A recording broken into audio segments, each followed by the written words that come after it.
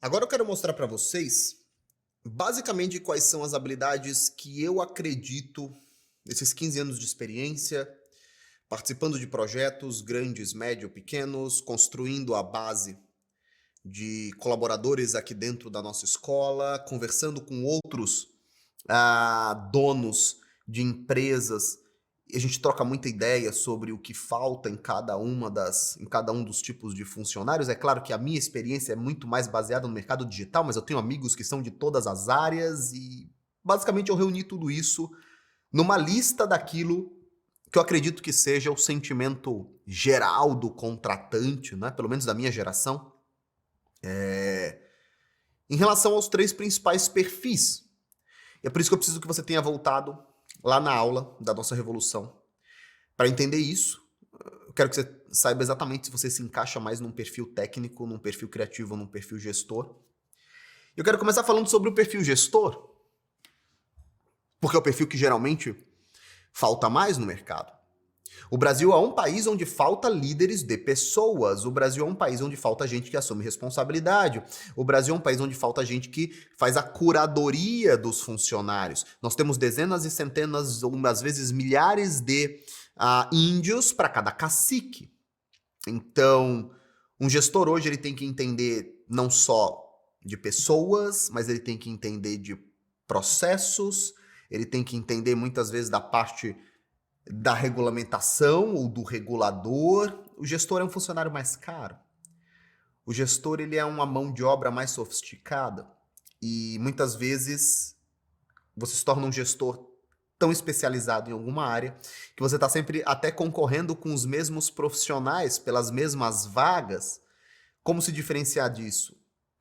Na minha opinião, a lista das habilidades que mais faltam para um gestor são aquelas ligadas a liderança, comunicação, inteligência emocional, negociação, autogestão, iniciativa, gestão de tempo, mediação e gestão de problemas. Essa é a lista que eu construí.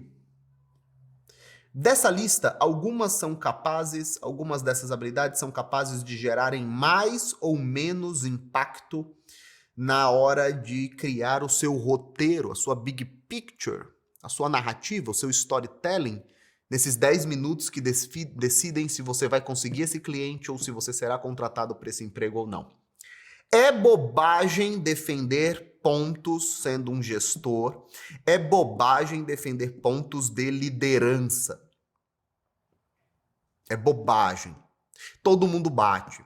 Todo mundo espera que um gestor de pessoas tenha traços e esteja muito confortável vendendo que tem traços de liderança. Você não vai fazer nenhum contratante levantar os ouvidos e te olhar assim, porra, tu é líder, cara? Caramba, eu tô contratando um gestor que é líder. É carne de vaca, é arroz de festa.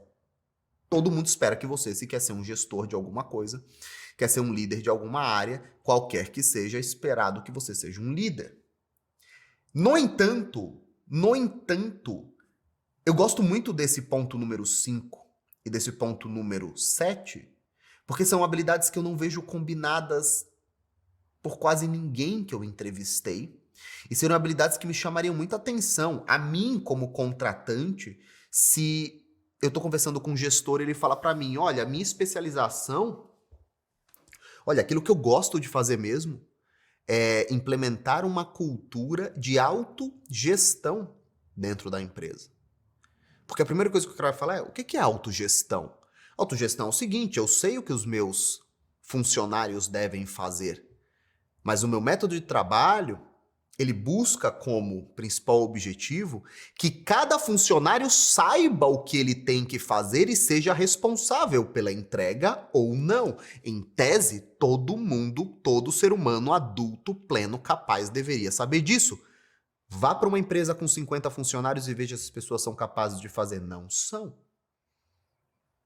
Os atrasos mais esdrúxulos são cometidos o tempo todo e não existem nem ferramentas gerenciais desenvolvidas dentro de uma empresa para saber quanto dinheiro você perde porque o seu funcionário mete atestado, falta, atrasa ou volta 20 minutinhos depois do almoço na terça-feira porque ele sabe que o gestor não está almoçando, está no cliente. Quando você é gestor e fala, cara, eu tenho uma cultura muito forte de autogestão e nós podemos começar um trabalho aqui dentro, doutor. Nós podemos começar um trabalho aqui dentro para desenvolver a cultura da autogestão dentro da empresa. Cada um é o seu próprio líder, cada um é o seu próprio gestor.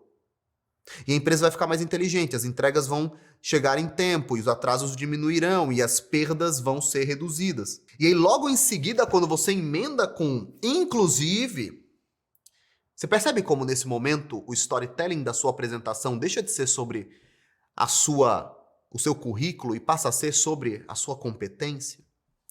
É isso que você tem que buscar. Você tem que buscar uma entrevista diferente de todas as outras, porque imediatamente isso vai disparar um alerta na cabeça do seu empregador que você é um funcionário raro. E se você é um funcionário raro, você é um funcionário caro. E se você é um funcionário caro e está custando a mesma coisa, está pedindo a mesma quantidade de dinheiro que aqueles outros 6 caras estão pedindo e que ficaram só repetindo os mesmos lugares comuns, a vaga quase sempre será sua.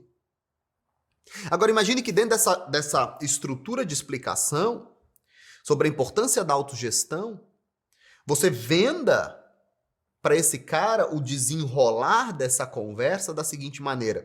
Inclusive, doutor, dentro aqui do princípio da autogestão, nós valorizamos muito a gestão do tempo. Eu tenho um método que eu estudei, inclusive está aqui, ó, certificado que eu fiz. Eu tenho gestão de tempo dentro da companhia.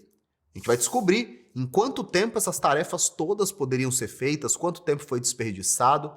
Então, quando você soma autogestão com gestão de tempo, você tem um funcionário mais consciente e você tem um funcionário mais produtivo. Talvez nós nem precisemos daqueles 8 funcionários a mais, talvez o trabalho só esteja dimensionado errado aqui dentro. Pode ser o meu primeiro serviço, descobrir tudo isso. Temos muito trabalho pela frente, por que nós não começamos já na segunda-feira? E é isso, não é possível que você não enxergue o quão mais próximo da figura de ownership, o quão mais próximo da figura de sócio você está desse cara, de um confidente, do que, então, eu posso fazer isso, eu acredito no método tal, pois é, eu sou líder, né, sou um cara bem organizado, comigo é assim, cara, não fez. Você está demonstrando que, inclusive, a sua chegada resolve gargalos, gera economias, que com certeza serão superiores ao próprio salário que você recebe. Então fuja de elementos como liderança, comunicação, e foque justamente nas habilidades mais raras.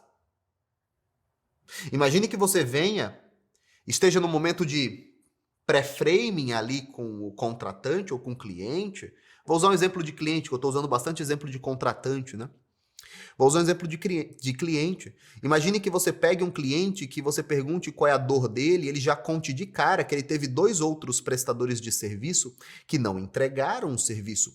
Imediatamente você, gestor, pula lá para número 8 e você fala, cara, no nosso trabalho nós temos um método focado em gestão de problemas, em mediação de problemas, mediação de pessoas. Nós vamos pegar o seu projeto, mesmo que ele já tenha sido começado, mesmo que ele esteja começado errado, mas a primeira coisa que nós vamos fazer é parar tudo, passar um scanner, descobrir o que não está entregue, descobrir o que não existe, descobrir o que tem como entregue, mas não foi entregue, descobrir falhas no processo. Antes de nós começarmos o dia 1, a gente vai fazer todo um trabalho para descobrir todas as pontas soltas.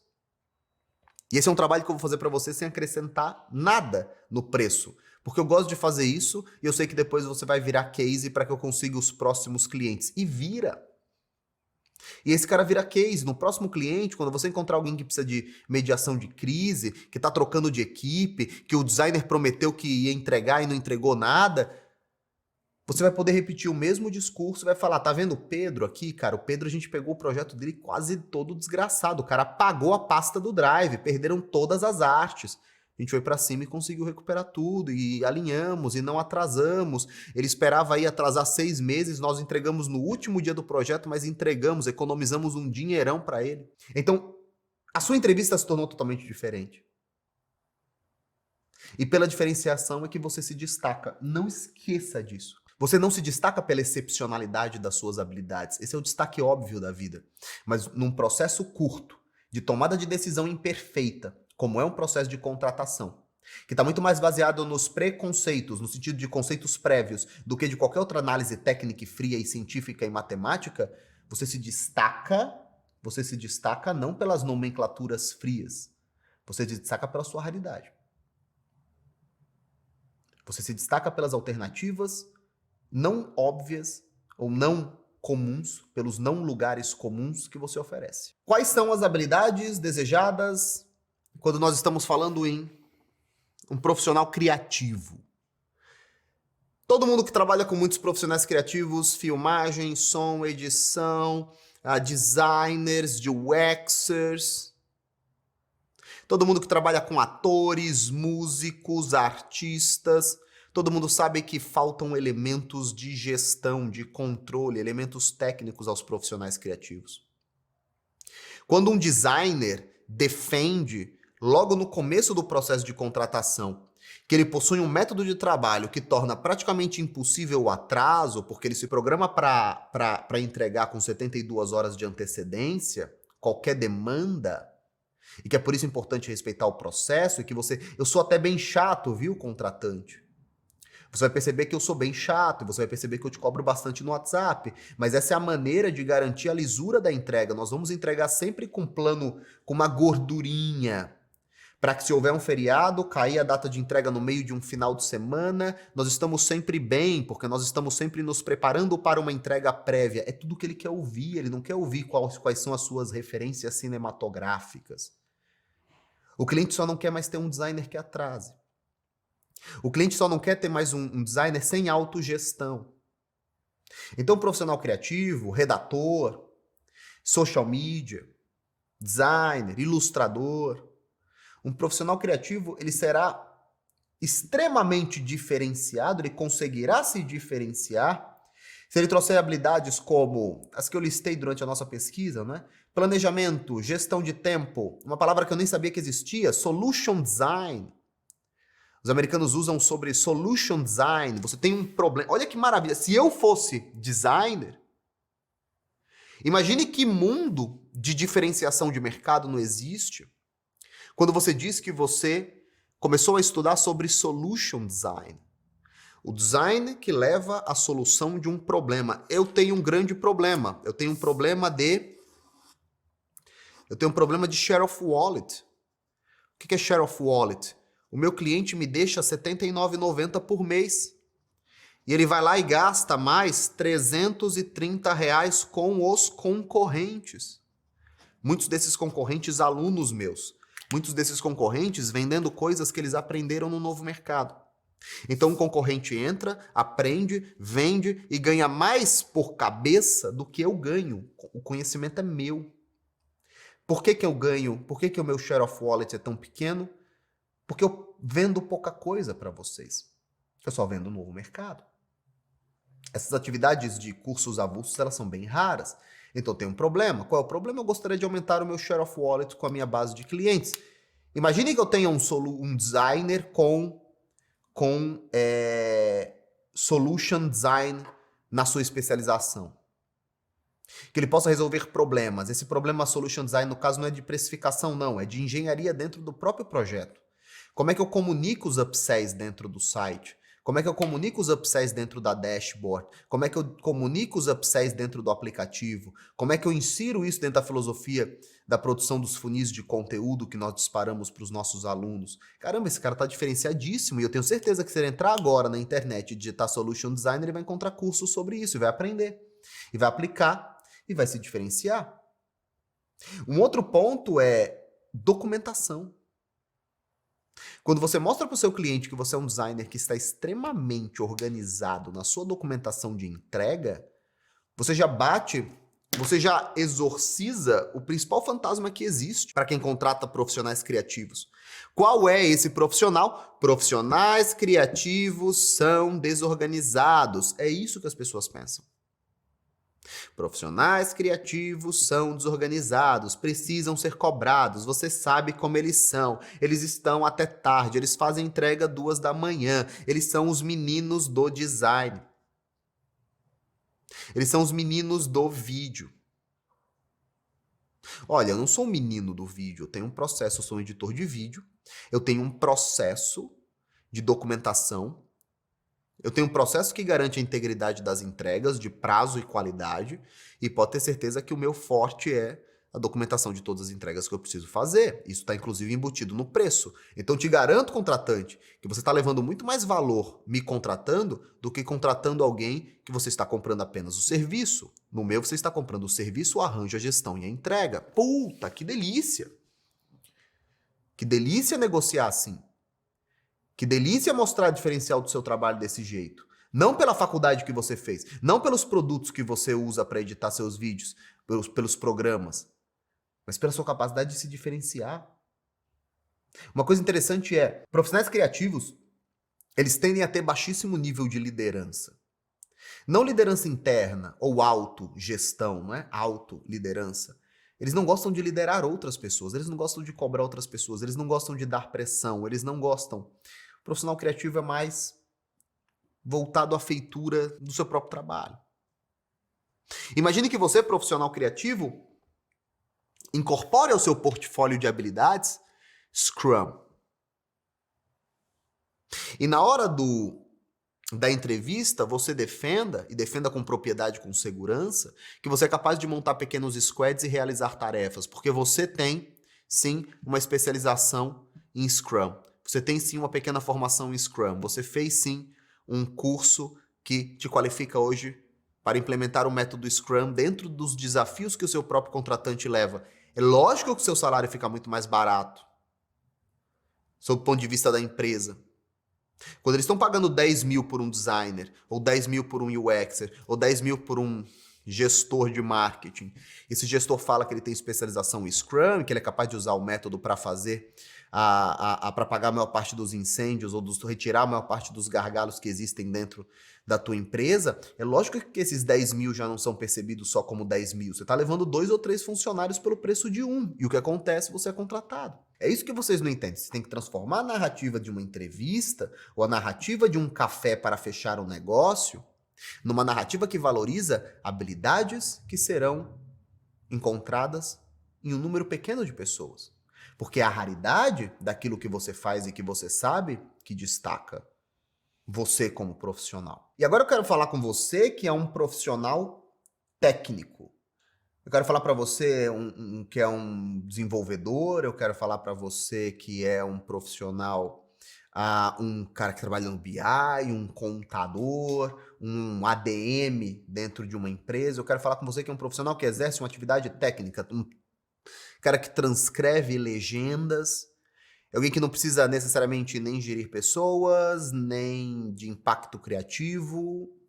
É um cara que é contratado para desempenhar determinada função dentro de uma empresa. E geralmente é a pessoa que se sente mais confortável trabalhando com fone de ouvidos isolado de toda a empresa. Se você optar por trabalhar assim, saiba que você está acabando com a maior parte da raridade que você pode desenvolver sobre a sua própria atividade profissional. As pessoas esperam que programadores não saibam conversar uns com os outros. As pessoas esperam que programadores precisem de um analista para mediar o cliente. As pessoas esperam que profissionais técnicos precisem sempre de um analista para mediá-los com os contratantes. Esperam que vocês sejam calados, esperam que vocês resolvam as coisas e vão embora, esperam que os engenheiros cheguem, resolvam as coisas, façam as contas, construam as paredes e vão embora. E eu sei que na sua cabeça isso é o que você tem que fazer. Eu sei que na cabeça do profissional técnico, mas é isso que eu tenho que fazer. Você está me contratando para levantar uma parede, eu vou levantar uma parede e aí você está me pagando por isso, né? Você não está me pagando pelo meu sorriso. E esse é o ponto. No mundo onde todos respondem assim, imagine que você seja um profissional técnico que está disposto a fazer algo diferente dos demais. E é por isso que eu coloco aqui na anotação que para os profissionais técnicos, as habilidades mais raras que serão exigidas deles são as habilidades interpessoais. Habilidade de gestão de pessoa. Se o designer é um cara atrapalhado, o programador é um cara imperito socialmente. É um cara que não é capaz de sentar num debriefing de um projeto E se relacionar com as pessoas e dizer exatamente o que ele acha que foi bom, o que foi ruim, a não ser da área dele. Muitas vezes da forma mais dura e direta possível. E novamente você vai estar dando um sorrisinho e falando, é lógico, o cara atrasou aqui, ele é ruim, o trabalho não ficou bom aqui. Novamente, quantas vezes ótimos profissionais não são penalizados dentro de uma estrutura social? A empresa é uma estrutura social, são pessoas se relacionando e não máquinas. Quantas vezes ótimos profissionais não deixam de ganhar mais ou de assumir mais atividades ou assumir mais responsabilidades simplesmente porque as pessoas acham que eles são esquisitos? E todo mundo quer um bom esquisitão fazendo código, mas ninguém quer um cara bom esquisitão liderando outros, porque o liderado vai ter que sentar com o board, o liderado vai ter que sentar com os gestores, e aí não pode ser um cara esquisito. E é por isso que tem tanto profissional técnico que fala, nossa, o meu gestor é um idiota. Não, é que ele é um cara sociável. E se ele é um cara sociável, muitas vezes, num país de idiotas, ele precisa soar como um idiota. E ele precisa estar na festa como um idiota. E ele precisa ouvir aquele small talk tosco como um idiota. Mas é exatamente isso que ele fez ele ser seu chefe. E você não está entendendo isso? Tem gente que nessa hora não quer participar do jogo. Ah, eu não me interesso, eu vou continuar sendo técnico. Tudo bem. O que eu estou ensinando para vocês aqui agora são soft skills. São elementos e critérios de diferenciação, mas não são de forma alguma elementos de diferenciação obrigatórios. Vão te fazer ter mais destaques em processos de afunilamento, contratação, aumento, ascensão dentro da empresa, mas estão longe de ser o ganha-pão. Olha, só ganha pão aqui quem é um profissional diferenciado. O blackout de mão de obra é tão grande que todo mundo vai trabalhar no Brasil se souber fazer alguma coisa aqui dentro do mercado digital. As habilidades mais importantes para os profissionais técnicos, não é? Eu escolhi aqui algumas. Planejamento, gestão de tempo, solution design, também é muito importante. Gestão de equipe. Eu acho que o profissional técnico que é capaz de montar e liderar a equipe, ele se torna muito raro. Documentação e gestão de projetos. Tudo que te der um toque de liderança, a sua capacidade de liderar outras pessoas que são mais esquisitas que você, e é por isso que para essas pessoas você pode ter sido o capachão, se tornado foi lá só para agradar o chefe. Quesitos, habilidades gerenciais e interpessoais para o profissional técnico valem muito. Se você é um programador que é capaz de liderar pessoas, se você é um programador que é capaz de montar um squad e fazê-los resolverem um problema, se você é um programador e é capaz de criar uma cultura de documentação e de entrega dentro do seu pequeno grupo de liderados, você já não é mais só um programador, você é um tremendo de um gestor. À medida que o cliente não vai exigir que você seja um gestor profissional que entregue documento ali no Excel com todas as informações do processo, isso ele vai exigir dos gestores deles, dos executivos dele, que inclusive vão ganhar muito mais que você, mas ele vai gostar demais de saber que ele tem um profissional técnico que ele pode contar. Ele vai gostar demais de saber que ele tem um gestor de tráfego que é capaz de liderar o designer e o copywriter. Você já pensou nisso? Você já pensou que você pode ganhar 3 vezes mais ou até mais simplesmente se você tiver habilidades gerenciais o suficiente para não trabalhar sozinho? Olha, eu sou o tráfego, hein? Fala ali com o design. Ei, chama tudo para mim, eu vou liderar esses caras. Já parou para pensar nisso? Você pode montar essa equipe e liderá-los? Você não precisa contratá-los. Chefe, aqui dentro dessa equipe, eu sou responsável por essas pessoas. Eu quero liderá-las porque eu sou o tráfego, eu estou coordenando aqui as coisas, eu estou enxergando as etapas aqui. Você toma o lugar do gestor de marketing, inclusive. E imagine você, gestor de marketing, que o mundo já espera que você saiba fazer gestão de pessoas. Imagine você, gestor de marketing, com um diálogo para o seu contratante, que apesar de ser gestor de marketing, você entende bastante de copy e de tráfego, ou o mínimo de copy e de tráfego. Criou um tremendo diferencial. Quando alguém te contrata, ele tem 2 dificuldades. Contratar você e contratar todas as outras pessoas.